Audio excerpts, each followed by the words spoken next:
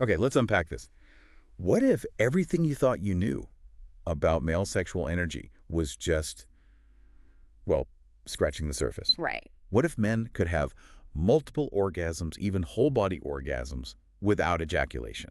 That sounds pretty wild, doesn't it? It does. And the source material we're diving into today, it even kicks off with this anecdote about Muhammad Ali, Oh, yeah. basically claiming that ejaculating just drains all your energy, makes peak physical performance impossible right after. Wow. What's really fascinating about that story is how it connects, like, directly to a core Taoist idea. Hmm. The principle isn't just about, athletic performance. It's about energy itself. They believe there's this significant loss of vital energy. They call it qing qi when ejaculation happens. Like Qing Chi. And it's not just the physical stuff, like hormones and nutrients and semen. Exactly. It's that plus this powerful bioelectric force they talk about. Okay, so the Taoist perspective, as laid out in our source today, this really intriguing book, The Multi-Orgasmic Man. Yeah, fascinating read. It suggests that conserving and circulating this Qing Qi is, well, the key to unlocking better health, more vitality, and yeah, potentially these multiple and whole body orgasms. Mm-hmm. So our mission, really, in this deep dive, is to guide you through this ancient perspective, pulling out the most important insights and techniques from this stack of information. And it really is a fundamental contrast, isn't it, to how the sort of typical Western biological view sees the body. Which tends to be very chemical, very mechanical. Right, whereas the Taoist view is centered on bioelectric energy, or qi. And interestingly, this source points out that Western science is maybe starting to find echoes of this. Yeah, they mention people like Casey Cole, who wrote about the body basically being a giant electric machine, and Robert Becker, his work on bioelectricity and healing, using tiny electrical currents to heal bones faster. It suggests there's something real about the body's electrical side. Exactly. It's a completely different framework, but maybe one that's not totally alien to modern understanding, perhaps? Yeah. And the source even suggests you can get a simple sense of this qi with a quick experiment. Oh, yeah. Just rub your hands together like really vigorously for 10 seconds or so, then hold them about an inch apart. Yeah, okay. And if you concentrate, you might feel something. A warmth, maybe a tingle, some kind of flow between them. Give it a shot while you're listening. Yeah. So, okay, Qi is the general bioelectric energy, Right. but Qing Qi is the specific sexual energy. And they describe it as one of the most obvious, most powerful types. Mm-hmm. Arousal in this Taoist view is literally generating this potent sexual energy. Okay? And there's a specific pathway for this energy. Yes. The primary circuit it's meant to travel along in Taoist practice is called the microcosmic orbit. Microcosmic orbit. Okay. Think of it like the body's main energy highway. It has two main channels. The back channel, running up the spine and over the head, and the front channel, which comes down the midline of the front of the body. And the source actually links this to our development, like way back. Yeah, they trace it back to how the embryonic disc folds over in early development. Pretty amazing. Go on. And a practical tip they give is touching your tongue to the roof of your mouth to your palate. That said, to close the circuit helps the energy flow continuously. Huh. And there's a quote in the source from a multi-orgasmic man, right, describing the purpose. Yes, and it puts it so well. He says it's about transforming that raw biological energy, the kind for just procreation, into a lighter, more refined energy. Energy used for health and for, well, enhanced lovemaking. It shifts from creating life outside you to cultivating vitality inside you. That's a powerful shift in perspective. Okay, so understanding this energy system, this microcosmic orbit, is foundational. Definitely. But the Taoist practice also involves seeing the physical body itself through a different lens, doesn't it? Absolutely. I mean, yeah, the penis is central, and the source notes it's not bone or muscle, but it's rooted inside by the PC muscle. Right. Yeah. But Taoist practice brings attention to other areas that, Western sexuality often just overlooks. Well, the testicles, for one, described as factories producing hormones and energy. Very sensitive, need a gentle touch. Okay. Then there's the perineum, that spot between the testicles and the anus. The source calls it the $1 million point. $1 million point. Yeah, emphasizes how surprisingly sensitive it is. And the anus itself. Also highlighted as a highly erogenous zone.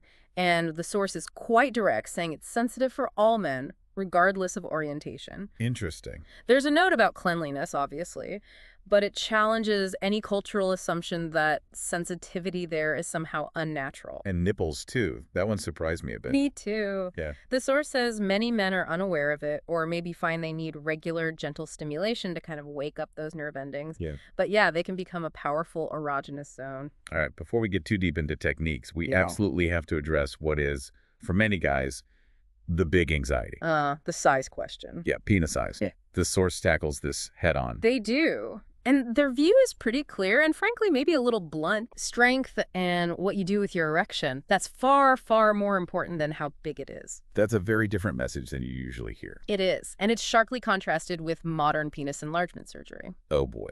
And the source really lays out the risks of that surgery, doesn't it? Yeah, cutting the suspensory ligament, fat injections. They do not mince words. What kind of risks? Potential horror stories, honestly. Nerve damage, impotence, lumps, infection, even gangrene. It sounds incredibly risky. Wow. That really makes you pause. It does. And they quote this ancient Taoist figure, Sunu, revered for her wisdom. Uh-huh. She basically said it doesn't matter if it's large or small, if the hearts and the energy of the partners aren't connected. That puts it in perspective. It does. The source gives the average erect size from the pubic bone as 5.7 inches.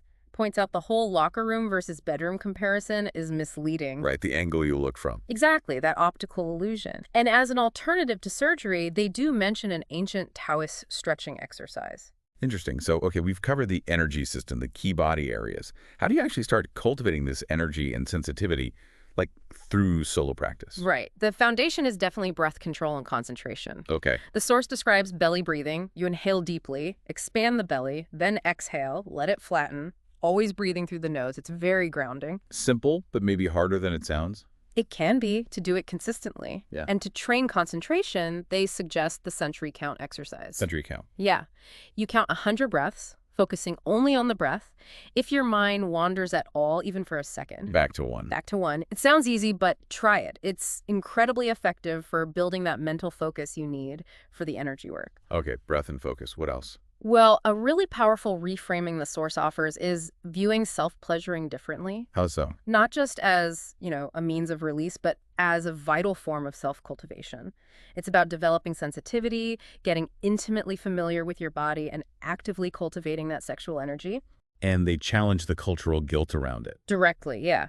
And they emphasize making it a whole-body experience first. Touch your thighs, your stomach, your nipples, before just focusing on the genitals. That makes sense. Expanding awareness. Exactly. And this is crucial.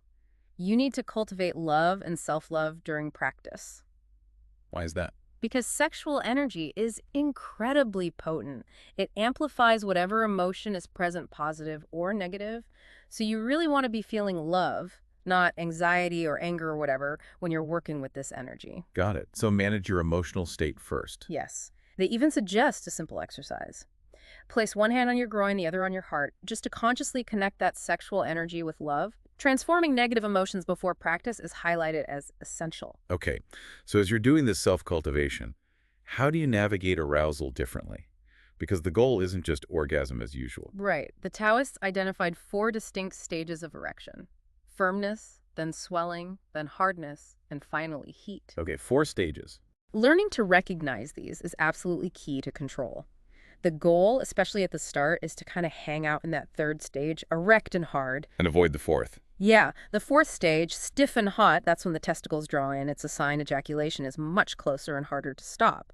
So relaxation and awareness are your tools here. And the goal isn't just delaying or stopping ejaculation, right? It's experiencing a different kind of orgasm. Exactly. The source talks about the orgasmic spectrum, where orgasm isn't just a genital event, but any pulsation, contraction, or expansion felt in the body. Wow, that really expands the definition. It does. They contrast the typical Western orgasm localized, focused on ejaculation, with the Taoist idea of orgasms expanding through the entire body, even into the brain, the internal organs. That sounds intense. It can be. A key milestone they mention is achieving the contractile phase orgasm. Contractile phase. Yeah, it's involuntary PC muscle contractions, like in ejaculation, but without actually releasing semen. Having 2 of those, they say, is proof you're already multi-orgasmic in the Taoist sense. So you can have the contractions without the release. What does that feel like if it's not ejaculation? The source describes these initial experiences as varied. Could be shivers, twitches, or a powerful, pleasurable sensation that feels just as intense, maybe even more intense than ejaculation. And a partner might not even notice the difference at first. Possibly, yeah. Especially just based on touch. Okay. And what about that feeling of pelvic pressure, sometimes called blue balls? Ah, yes.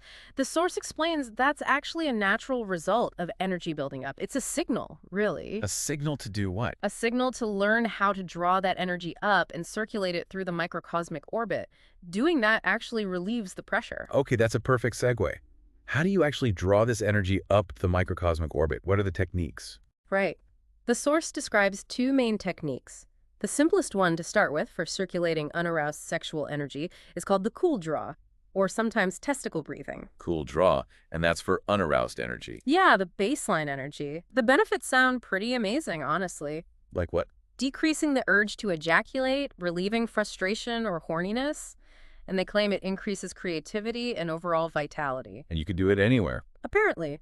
Waiting in line, sitting at your desk, maybe if you wake up with an erection you don't want to act on conventionally. Okay, how does it work? What are the steps? It uses a combination of mind and muscles.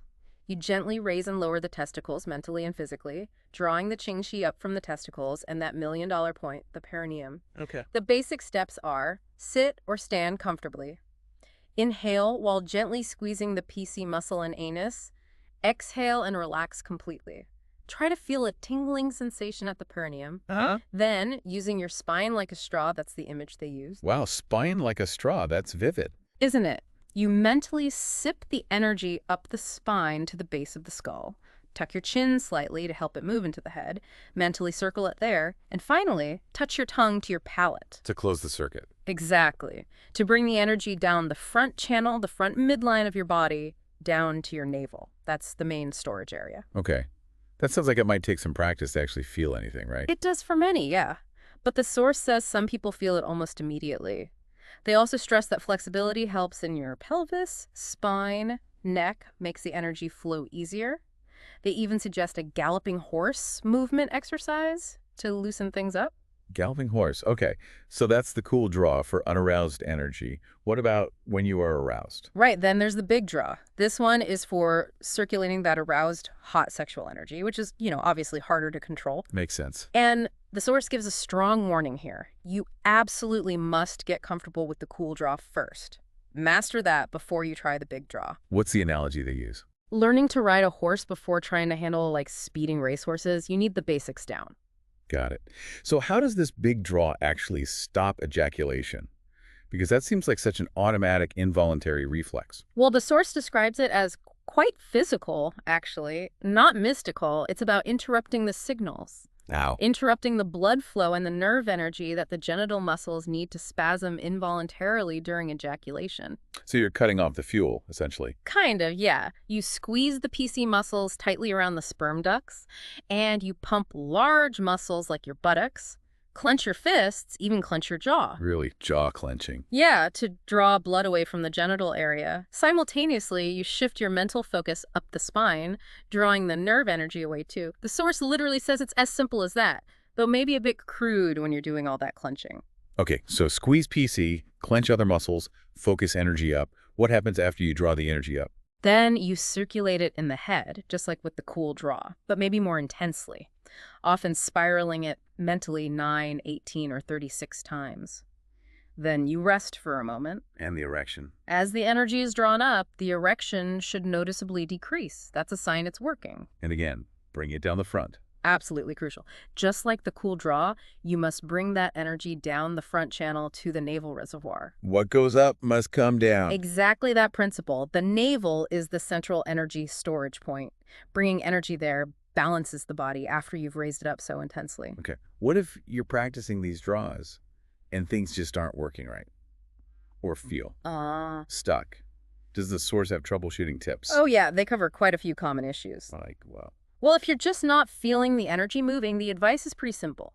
Stimulate your genitals a bit more first to generate more energy. Okay. What if it feels stuck, like up your spine? You can try using the spine's natural pumps. There are areas at the sacrum and the base of the skull that can help move energy, or just physically massaging the area where it feels stuck. And if you can't seem to bring it down the front channel? They suggest it might be a blockage, and they recommend using something called the triple warmer healing sound. Healing sound. Yeah, it's one of the Taoist 6 healing sound specific vocalizations believed to help clear energy blockages in certain meridians or pathways. Interesting. What if the energy feels too hot, too explosive? Probably means you're just too aroused. The advice is to back off on the stimulation a bit. Less intensity. And the big one. What if you keep ejaculating despite trying the big draw? The advice is continuous, firm, PC, muscle squeeze, and really adding that buttock, fist, or jaw clenching. They do caution about creating too much jaw tension, though. Right. And what about physical discomfort? Like back pain? Tingling, or even some ache at the base of the spine, the sacrum area, is apparently common as energy starts moving. Massaging it can help. Eyes hurting? Could just be sore muscles from rolling your eyes during the visualization exercises. Oh, okay. And headaches or feeling wired? That's probably stagnant energy stuck up in the head. The solution is to circulate it more, do the spiraling, and make sure you're consciously bringing it down both the front and back channels to balance things out. Okay, that's helpful. Yeah. So with all this focus on not ejaculating, does the Taoist perspective ever say it's okay or even beneficial to ejaculate? Absolutely. Yeah, it's not about total prohibition. Ejaculation isn't seen as the primary goal, but it is presented as a choice you can consciously make. And they even quantify the energy loss. They do, which is fascinating. They claim there's less energy lost if you have multiple non-ejaculatory orgasms first, and then choose to ejaculate, maybe a 50% loss compared to just one typical ejaculatory orgasm. Interesting. And there's a technique called the finger lock. You mentioned that briefly. Right, where the man presses the million-dollar point and squeezes his PC muscle after the point of no return has started. They claim that reduces the loss to about 25%. And the big draw, if successful. Zero energy loss, according to the source, because there's no actual ejaculation. So non-ejaculation maximizes energy for those expanded, ecstatic whole-body orgasms and for the health benefit. And they mentioned Sun Sumiao again. Yeah, that famous Taoist physician who reportedly lived to 101. Legend has it he only ejaculated after making love 100 times. Wow. But that's not the standard to aim for, right? No. The source stresses it's not about rigid numbers. It's about listening to your body. Avoid ejaculating if you're really exhausted or sick or drunk or even just too full after a big meal. How should you feel afterwards? You should feel refreshed after ejaculation. If you consistently feel empty, drained, or depressed afterwards, that's a sign you probably need to increase the time between ejaculations. And ways to conserve semen, even when ejaculating. Yeah, taking a slower approach during lovemaking and using PC muscle contractions after ejaculation can apparently help retain some energy. But the key takeaway seems to be, don't obsess. Exactly. A key point the source makes is, don't become fanatical about this, and absolutely do not judge yourself if you do ejaculate. The ultimate point is simply about learning to recycle some of this energy, to integrate the practice into your life gradually, not to achieve some kind of perfect score. Okay, so this practice isn't just about solo work, though. How does it change things with a partner? Intimacy, sexuality? Right. It definitely adds complexity, no doubt about it. But the source emphasizes that it also opens the door to incredibly profound intimacy. But requires communication. Absolutely essential. Partner support, open communication. Men in the source who've adopted this practice report it significantly improved their lovemaking and their ability to really share intimacy with their partners. And the Taoist approach to pleasuring a partner, especially a woman, sounds quite different. Very different. It focuses heavily on her pleasure, emphasizing slowness. Starting with the extremities, the whole body, before concentrating only on the genitals. There's a saying quoted, "Foreplay is slowness." Foreplay is slowness. I like that. Yeah. They describe an attitude of adoring her like a brother, loving her like a parent. It's a very different, maybe gentler framework than just, sexual pursuit. And specific techniques. I mentioned stimulating meridian points, the importance of breast stimulation spiraling in, light touch versus harder, really following her lead, and using the tongue, which is seen as highly charged with chai energy. Okay. And how can a partner actively help the man with his control during lovemaking? This is really interesting. The most important thing she can do, according to the source, is incredibly simple but powerful. What is it? Stop him moving completely when he signals he's nearing his point of no return. Just stillness. Stillness. Why is that so important?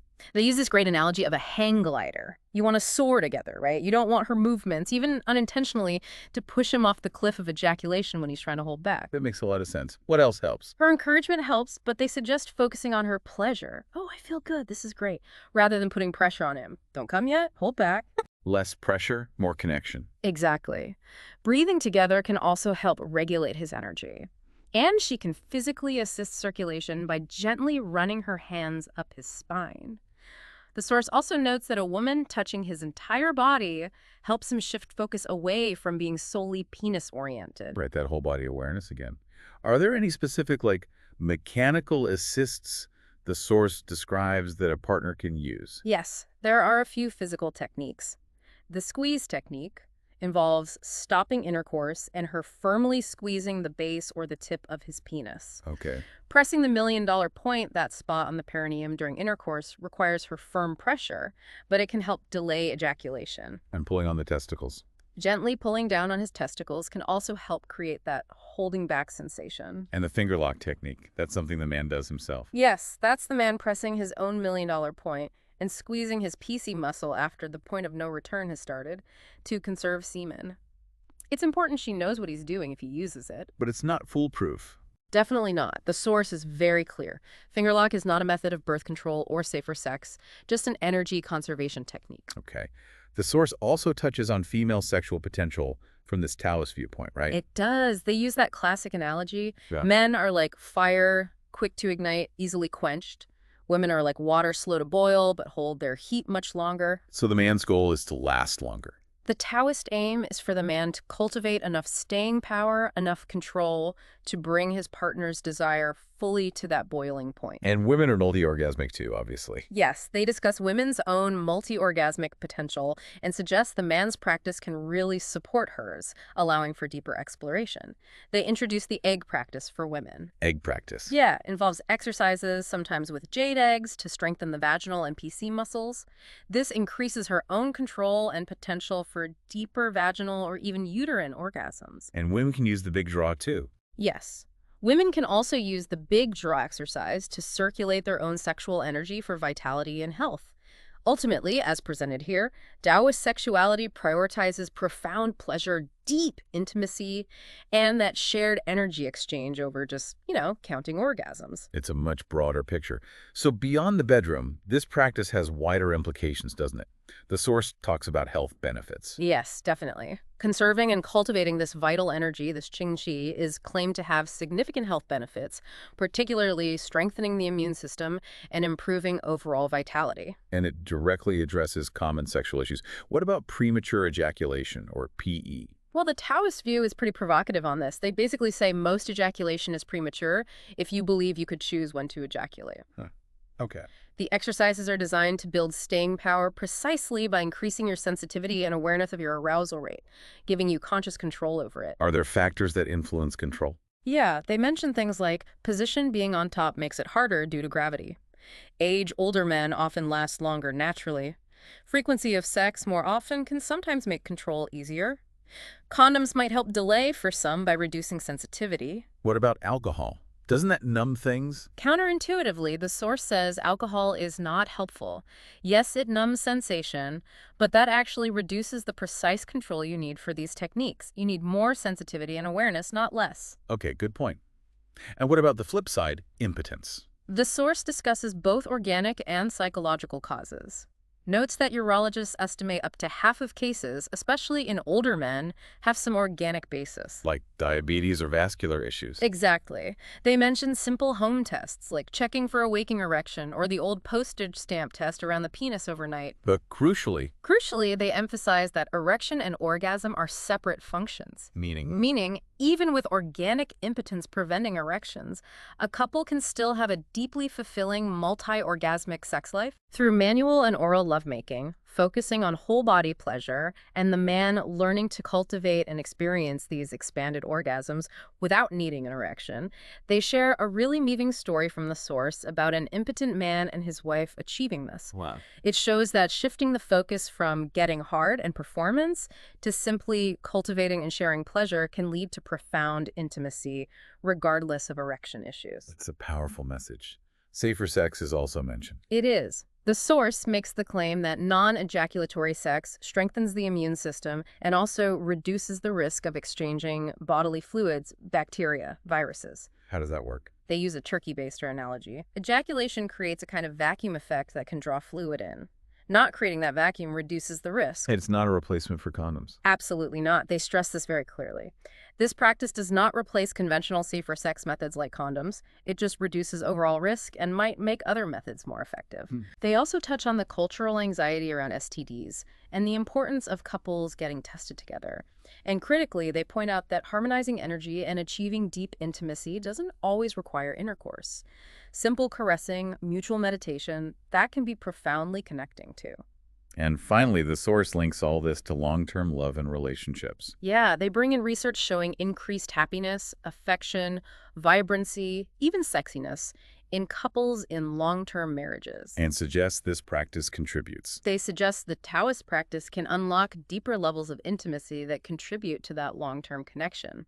Just the presence of a long-term loving partner is linked to endorphins, a sense of serenity. There's also a section on teaching our sons. Yes, framing this knowledge as an opportunity to save them from fear and frustration around their emerging sexuality.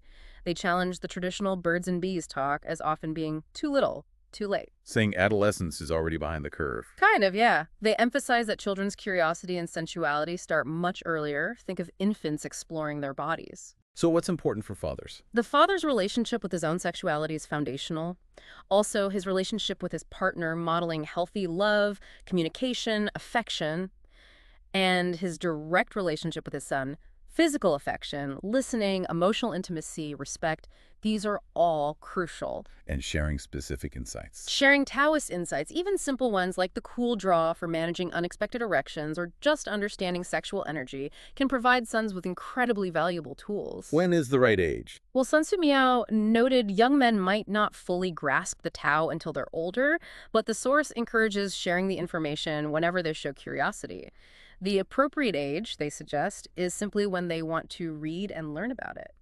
So, okay, to bring all of this together then, this Taoist approach, based on the source material in the Multi-Orgasmic Man, it's clearly about so much more than just lasting longer or delaying ejaculation. It really is. It's presented as a whole system, really. A comprehensive system for understanding, cultivating, and circulating a powerful natural energy within the body. For what ultimate purpose? For increased health, vitality, much deeper intimacy, and a dramatically expanded sense of pleasure that can encompass the entire body and mind. It sounds like a fundamental shift in perspective. It is. It represents moving from a goal-oriented view of sexuality, often focused solely on ejaculation as the endpoint, especially in the West, to a much more process-oriented view. One centered on Cultivating energy, the act of lovemaking itself, and the ongoing circulation of that energy for well-being and connection. Well, we hope this deep dive has offered you some genuinely new, maybe challenging, but definitely thought-provoking perspectives. Yeah, take a moment maybe to reflect on what aspects of this really stood out to you. Perhaps just exploring some of the simpler ideas like the breathing exercises or that hand-rubbing thing to feel energy could start to open up new possibilities for you. And here's something to maybe ponder as you go about your day. If ancient traditions like Taoism suggest our bodies hold potential for energy and pleasure that goes so far beyond our conventional Western understanding, what other incredible capabilities might we have just lying dormant, waiting for us to explore?